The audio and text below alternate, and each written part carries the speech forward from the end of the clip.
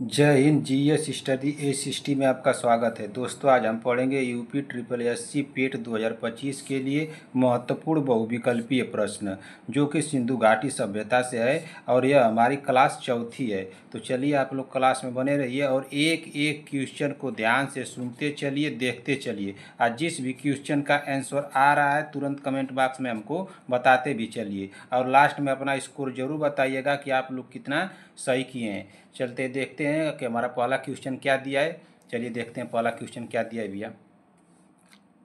हमारा पहला क्वेश्चन दिया है, किस हड़प्पा शहर में कपास उगाया जाता था। किस हड़प्पा शहर में कपास उगाया जाता था। तो हमारा राइट आंसर होगा ऑप्शन नंबर डी, मेहरगढ़ में। कहाँ पे? मेहरगढ़ में। इसी तरह से अब अगला क्वेश्चन देखेंगे कि अगला क्वेश्चन हमारा क्या दिया है। क्वेश्चन नंबर 2, हड़प्पा कालीन स्थल राखीगढ़ी किस नदी के किनारे स्थित है। हड़प्पा कालीन स्थल राखीगढ़ी किस नदी के किनारे स्थित है। तो किस नदी के किनारे स्थित है? तो हमारा राइट आंसर होगा ऑप्शन नंबर सी, घग्गर। किस नदी के किनारे स्थित है? घग्गर नदी के किनारे स्थित है। इसी तरह से अब अगला क्वेश्चन देखेंगे कि अगला क्वेश्चन हमारा क्या दिया है। क्वेश्चन नंबर 3, किस सिंधु घाटी सभ्यता स्थल ने खेती के पुरातात्विक प्रमाण दिखाए हैं। किस सिंधु घाटी सभ्यता स्थल ने खेती के पुरातात्विक प्रमाण दिखाए हैं। तो हमारा राइट आंसर होगा ऑप्शन नंबर ए, रंगपुर। क्या होगा? रंगपुर। इसी तरह से अब अगला क्वेश्चन देखेंगे कि अगला क्वेश्चन हमारा क्या दिया है। क्वेश्चन नंबर 4, चलिए देख क्या दिया है। सिंधु सभ्यता से प्राप्त मुहरों में कौन से वृक्ष के आकृति मिलती है। सिंधु सभ्यता से प्राप्त मुहरों में कौन से वृक्ष की आकृति मिलती है। तो कौन से वृक्ष की आकृति मिलती है? तो हमारा राइट आंसर होगा ऑप्शन नंबर बी, पीपल। क्या होगा? पीपल के वृक्ष का। ठीक ना। इसी तरह से अब अगला क्वेश्चन देखेंगे कि अगला क्वेश्चन क्या दिया। क्वेश्चन नंबर 5, हड़प्पा के किस स्थल से हाथी के दांत का पैमाना प्राप्त हुआ है। हड़प्पा के किस स्थल से हाथी दांत का पैमाना प्राप्त हुआ है। तो कहाँ से प्राप्त हुआ है? तो हमारा राइट आंसर होगा ऑप्शन नंबर, क्या होगा? Option number C, Lothal. क्या होगा? लोथल। इसी तरह से अब अगला क्वेश्चन देखेंगे। क्वेश्चन नंबर 6, सोर्तुगुई किस देश में है। सोर्तुगई किस देश में है। तो किस देश में है? तो हमारा राइट आंसर होगा ऑप्शन नंबर, क्या होगा? जापान, रूस, पाकिस्तान, अफगानिस्तान में। कहाँ पे है? अफगानिस्तान में। हमारा राइट आंसर होगा ऑप्शन नंबर डी। इसी तरह से अब अगला क्वेश्चन देखेंगे कि अगला क्वेश्चन हमारा क्या दिया है। क्वेश्चन नंबर 7, हड़प्पा कालीन स्थल आलमगीरपुर कहाँ स्थित है। हड़प्पा कालीन स्थल आलमगीरपुर कहाँ स्थित है। तो कहाँ पे स्थित है? तो हमारा राइट आंसर होगा option number A, Uttar Pradesh में। कहाँ पे? उत्तर प्रदेश में। इसी तरह से अब अगला क्वेश्चन देखेंगे कि अगला क्वेश्चन हमारा क्या दिया। क्वेश्चन नंबर 8, निम्नलिखित में से किस हड़प्पा केंद्र के बारे में माना जाता है कि मेसोपोटामिया के साथ सीधा समुद्री व्यापार था। निम्नलिखित में से किस हड़प्पा केंद्र के बारे में माना जाता है कि मेसोपोटामिया के साथ सीधा समुद्री व्यापार था। तो हमारा राइट आंसर क्या होगा? हमारा राइट आंसर होगा ऑप्शन नंबर बी, लोथल। किससे था? लोथल से था। ठीक ना। लोथल से था सीधा व्यापार, समुद्री व्यापार। इसी तरह से अगला क्वेश्चन देखेंगे कि अगला क्वेश्चन क्या दिया है। क्वेश्चन नंबर 9, निम्नलिखित में से किस स्थल से हड़प्पा काल के आरंभ में किलेबंदी के प्रमाण मिले हैं।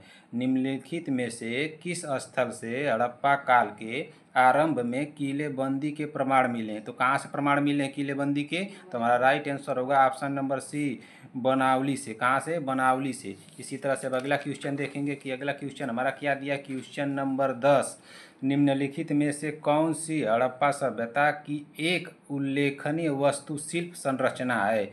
निम्नलिखित में से कौन सी हड़प्पा सभ्यता की एक उल्लेखनीय वास्तुशिल्प संरचना है। तो कहाँ कौन सी वास्तुशिल्प संरचना है? विशाल सभागार, कि विशाल उद्यान, कि विशाल स्टेडियम, विशाल स्नानागार।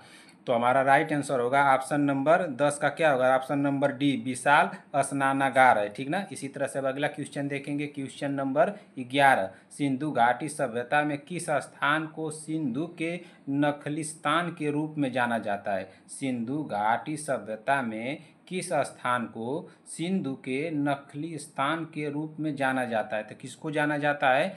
तो हमारा राइट आंसर होगा ऑप्शन नंबर ए, मोहनजोदड़ो को। किसको? मोहनजोदड़ो को।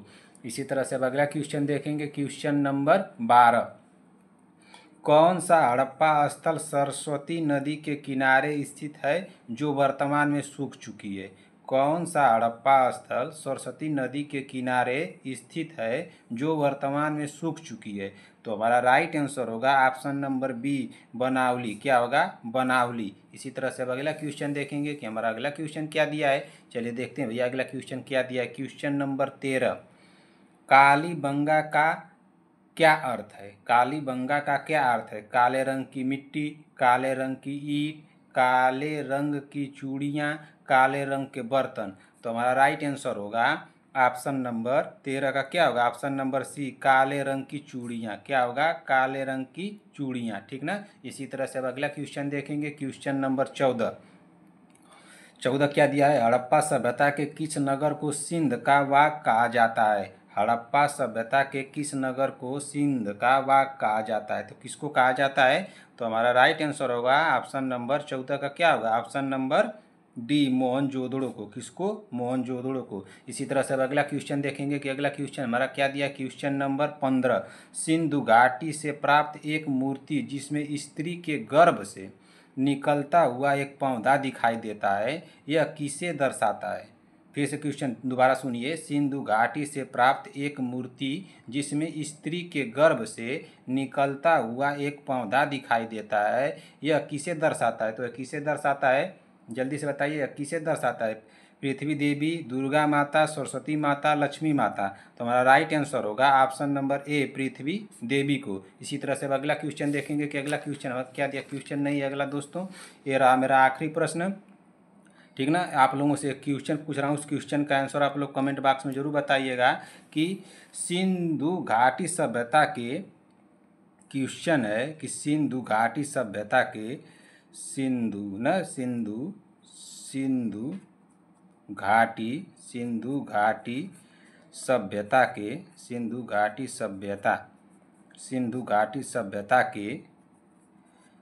घाटी सभ्यता के, अभिलेख, सिंधु घाटी सभ्यता के अभिलेख मुख्यतः किस वस्तु पर बने मिले हैं? मुख्यतः